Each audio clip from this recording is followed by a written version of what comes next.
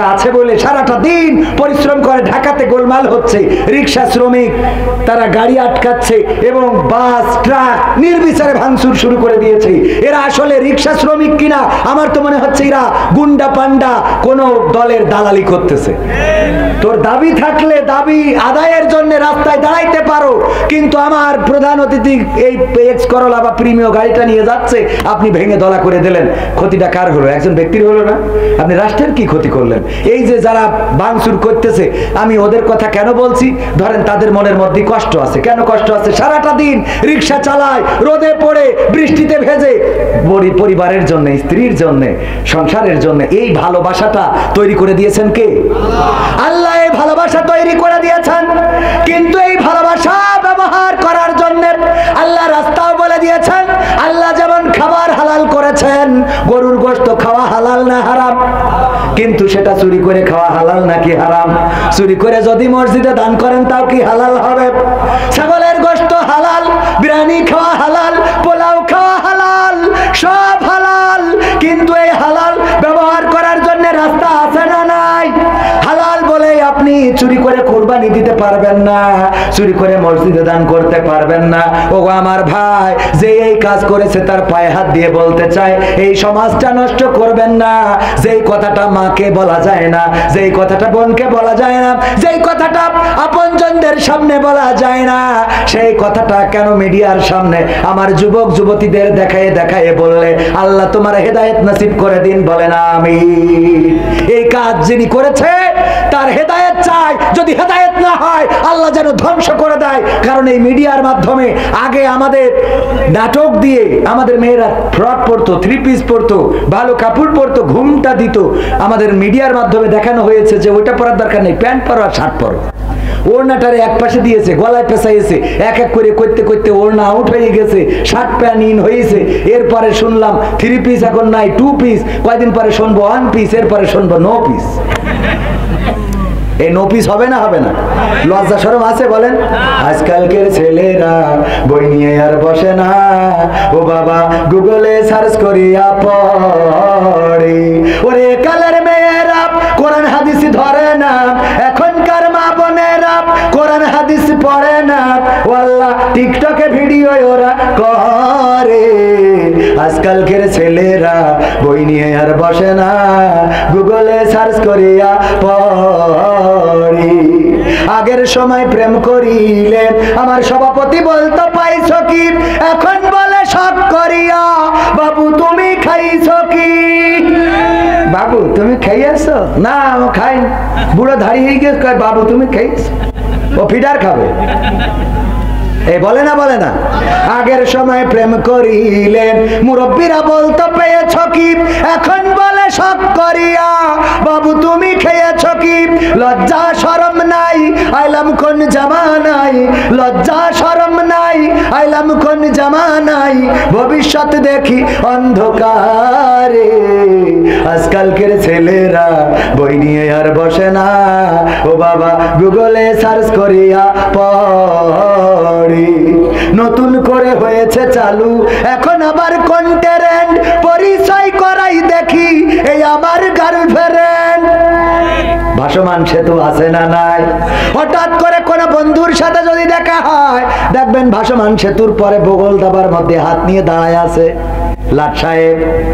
বন্ধুর সাথে অনেকদিন পরে দেখা, বললেন দোস্ত কবে বিয়ে করলে জানাইলে না, ভাবি কেমন আছেন, সালাম আলাইকুম, মানে ওদের সালাম তো এরকম, আসসালামু আলাইকুম ভাবি সাহেব। বিয়ে করেছি তোর কিটা কইল? তো এটা কিটা তাইলে? পরিচয় করাই দিলে এই আমার গার্লফ্রেন্ড। কথা কয় না, পরিচয় করায় না, করায় না।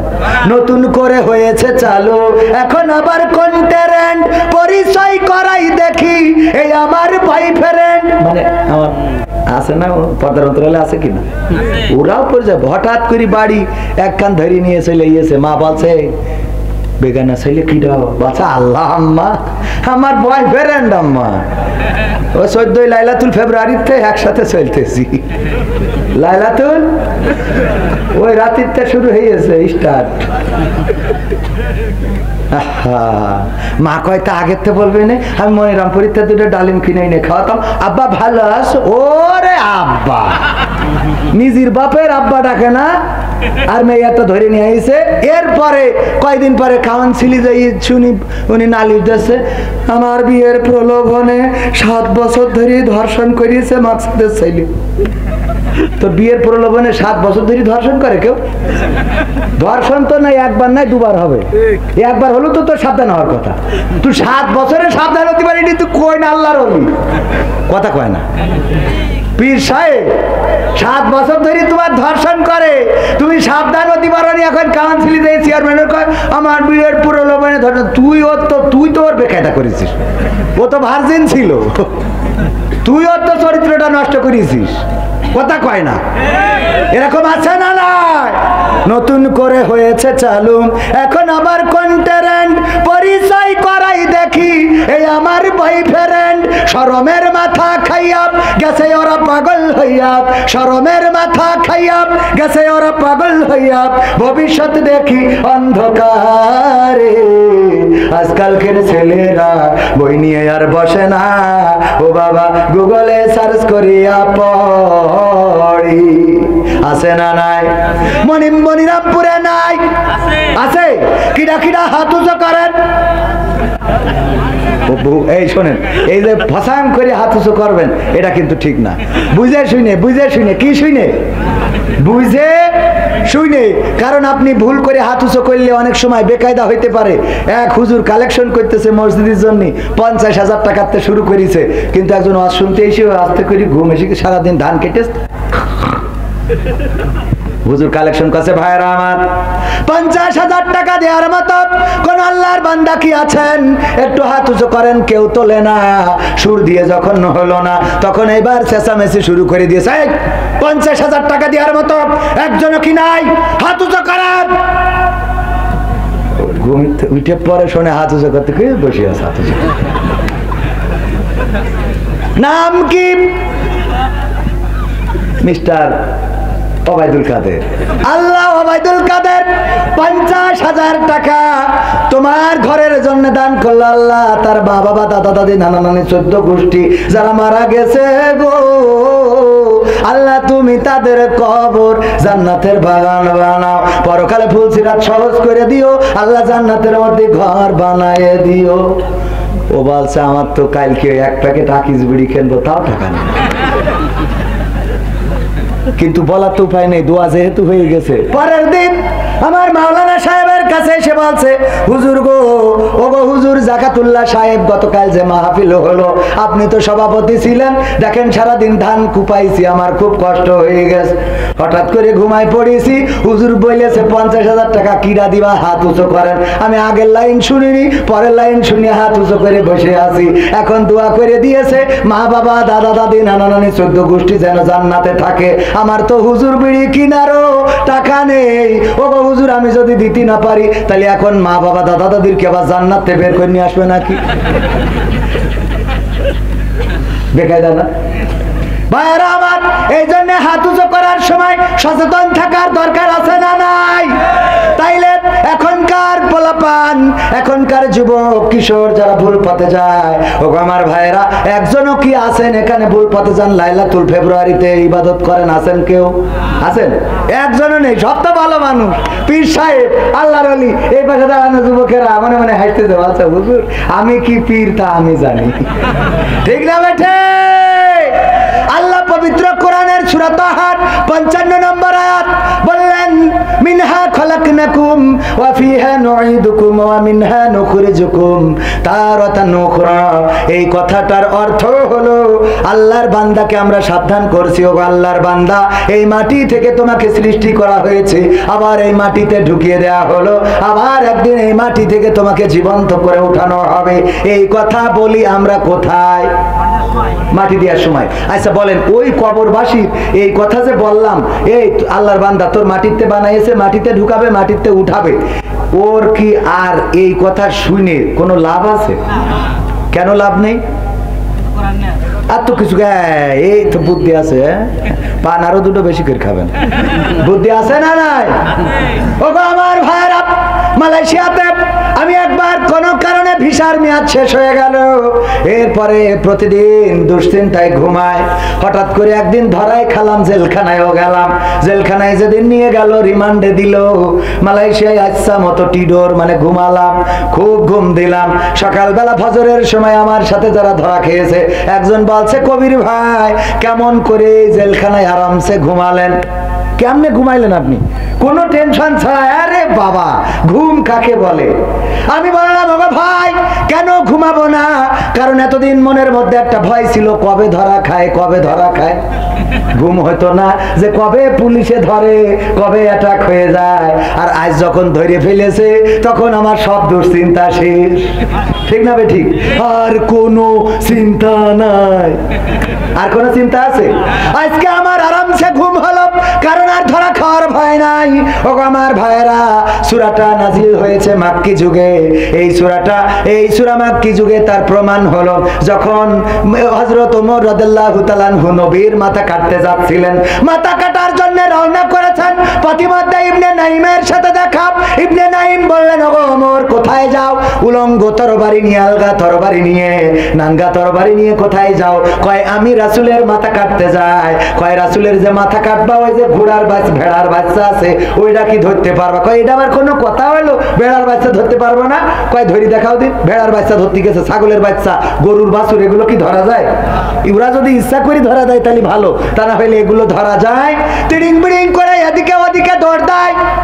মুসা আলাইহিস সালাম হযরত ওমর রাদিয়াল্লাহু তাআলা আনহু ধরতে পারলেন না। এরপরে গা ঘেমে গেল, রাগটা বেড়ে গেল। ইবনে নাইম বললেন, ওগো ওমর, যে নবীর মাথা কাটতে যাও ওই নবী কি করেছে তা কি জানো নাকি? কয় না। কয় তোমার ঘরের খবরই তো তুমি জানো না, আবার যাও নবীর মাথা কাটতে। কি ঘটেছে আমার ঘরে? তোমার বোন এবং তোমার ভগ্নিপতি একসাথে তোমার নবী মুহাম্মাদের দিনে ঈমান এনেছে। এই কথা শোনার পরে ওমরের রাগ আরো বেড়ে গেল, যে এতদিন নৌকা চালালাম আর এখন আবার দাড়িপাল্লায় ঢুকলো কিডা? কথা কয় না। দাড়িপাল্লায় ঢুকা যাবে না, ঢুকা যাবে না। এই জন্য ওমর রাদিয়াল্লাহু তাআলা আনহু ছুটে চলে গেল বাড়িতে। বোনকে বেদম প্রহার করছিল বা বেদম প্রহার করেছিল। যেই সময় গিয়েছিল মারার জন্য, ওই সময় বোন ফাতেমা এবং তার স্বামী যে কোরআন যে সূরাটা তেলাওয়াত করছিল, সেই সূরাটা ছিল সূরা তাহা। কোন সূরা? সূরা তাহা। এই সূরাটা মাক্কি সূরা। কি সূরা? মাক্কি সূরা আর মাদানী সূরা। আমরা পার্থক্য বুঝি কিনা? ভাইজান আমার জন্য এত কষ্ট করতে হবে না। আমরা পার্থক্য বুঝি কিনা? আমার ভাই খুব ভালো মানুষ, আল্লাহ তার ভালো জায়গায় বিয়ের ব্যবস্থা করুন। বলেন আমি বিয়ে হয়ে গেছে, তা আগের থেকে জায়গা 2 বাচ্চা হয়ে গেছে, আর আপনি আমার বাতাস দিচ্ছেন, এটা হইলো? ভালো মানুষ, আল্লাহ নেখায়া দিন। বলেন আমিন। এই যুবকেরা, তোমাদের কি অসুবিধা লাগতেছে? 12টা তো বেজে গেছে, এই জন্য একটু কষ্ট হচ্ছে আপনাদের। আর একটু সময় যাবো সামনে, আর একটু সময় যাব। আসলে আমি কোনো সময় মাইকদের খারাপ বলতে চাই না, কারণ মাইক একবার পাবনায় খারাপ বলেছি, ও বন্ধ করে বলছে এবার রস করে।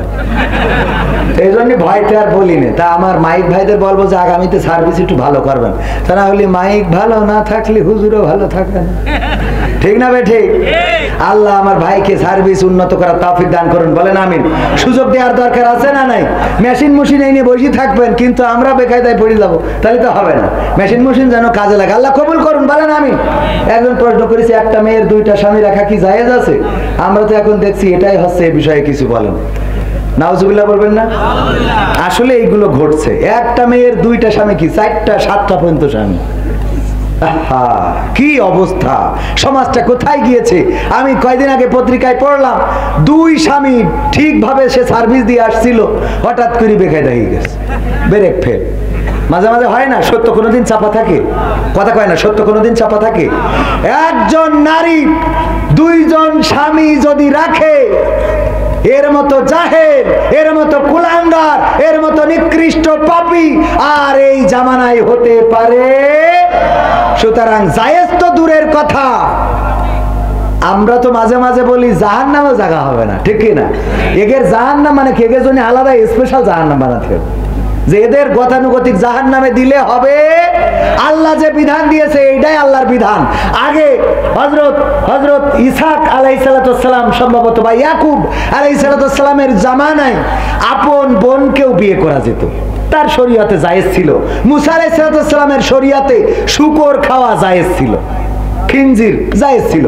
আমাদের শরীয়তে যেটা নাই সেটা করা যাবে, আমাদের শরীয়তে যেটা নাই সেটা করা যাবে না কোনোভাবে। আমাদের শরীয়তে মেয়ে একাধিক স্বামী রাখতে পারবে, একাধিক স্বামী রাখতে পারবে না। যে আমি কয়েকটা গান শোনাবো, কিন্তু এই ওয়াজটা সবাই শেখা দরকার যে মিনহা খলাকনাকুম ওয়া ফিহা নুঈদুকুম ওয়া মিনহা নুখরিজুকুম তারাতান উখরা। আমরা এই আয়াতটার সাথে অবিচার করছি, কোথায় পড়ার কথা কোথায় পড়ছি, কবরে যেয়ে পড়ছি, অথচ ওই মুর্দা আর ওর সাবধান হওয়ার কোনো সুযোগ আছে? এই আয়াত কেন নাজিল হলো? তৎকালীন জাহেলেরা তারা মুসা আলাইহিস সালাম এবং ফিরাউনের জীবন সম্বন্ধে জানতে চাইলো। আল্লাহ এই সূরার মাধ্যমে জানিয়েছেন। এই সূরার অধিকাংশ আলোচনা ফিরাউন এবং মুসাকে নিয়ে। আল্লাহ রাব্বুল আলামিন এই আয়াত প্রথমে দিয়েছিলেন মুসা আলাইহিস সালামের কাছে। মুসাকে বললেন, যাও ফিরাউনকে সাবধান করো, সে তো বর্ডার ক্রস করেছে, বাউন্ডারি ক্রস করেছে। মুসা আলাইহিস সালাম বললেন, ওগো আল্লাহ, ফিরাউনকে যে সাবধান করব, যদি আমার কথা না শোনে কিভাবে সাবধান করব? আল্লাহ বললেন, তুমি তাকে মুজিজা দেখাবা। কি মুজিজা? তোমার হাতের লাঠি ছেড়ে দিবা, সাপ হয়ে যাবে, হাত বগলের মধ্যে ঢুকাবা আর বের করবা, জলজল করতে থাকবে, আবার বগলের মধ্যে ঢুকাবা, ওই হাত আলোটা বন্ধ হয়ে যাবে, নূরের প্রদীপ নিভে যাবে, এইভাবে তুমি তাকে দেখাবা। বলছে যদি তারপরেও না শোনে তাইলে আল্লাহ কি করব? তখন আল্লাহ রাব্বুল আলামিন বললেন, তখন তুমি তারে সুন্দর করে বুঝাবা, মিনহা খলাকনাকুম ওয়া ফিহা নুঈদুকুম ওয়া মিনহা নুখরিজুকুম তারাতান উখরা। বুঝা গেছে তো? কোনে পাওয়ারটা আয়াতে বুঝতে পারিছেন? পাওয়ারটা কথা কয় না, বুঝতে পারিছেন? তার মানে কোনে বলা লাগবে, যখন আমার শেখ হাসিনা আলেম ওলামাদেরকে নির্যাতন করা শুরু করলো, মামলা দেয়া শুরু করলো, গ্রেফতার করা শুরু করলো, তখন এই আয়াত শেখ হাসিনার কানের কাছে যেয়ে বলা লাগবে, মিনহা খলাকনাকুম ওয়া ফিহা নুঈদুকুম ওয়া মিনহা নুখরিজুকুম তারাতান উখরা। ওগো আল্লাহর বান্দা, ওগো আমার শেখ হাসিনা, কলিজার টুকরা, কেন তুমি এমন জুলুম করো, অন্যায় করো, আলেমদেরকে জেলে ভরো? কেন তুমি কোরআনের আন্দোলন যারা করে তাদের নামে মিথ্যা মামলা দাও, তাদের নামে কেস দাও, তাদের উপরে হামলা করো? তোমার লেলিয়ে দেয়া বাহিনী তাদেরকে মারে, ধরে, তাদেরকে পুলিশের কাছে সুপর্দ করে, রিমান্ডে নেয়, নির্যাতন করে, নিষ্পেষণ করে, প্যারোলে মুক্তি পাওয়ার পরেও হাতে হাত করা, পায়ে ডান্ডা বেড়ি পরা অবস্থায় জানাজায় দাঁড়াইছে না দাঁড়ায় নাই? গায়েবানা জানাজায় দাঁড়িয়েছে, ইমাম সাহেবকে বগলের মধ্যে হাত দিয়ে পুলিশ টেনে নিয়ে চলে গেছে, নামাজটাও ঠিক মতো পড়তে দেয় নাই। ঘটেছে না ঘটে নাই?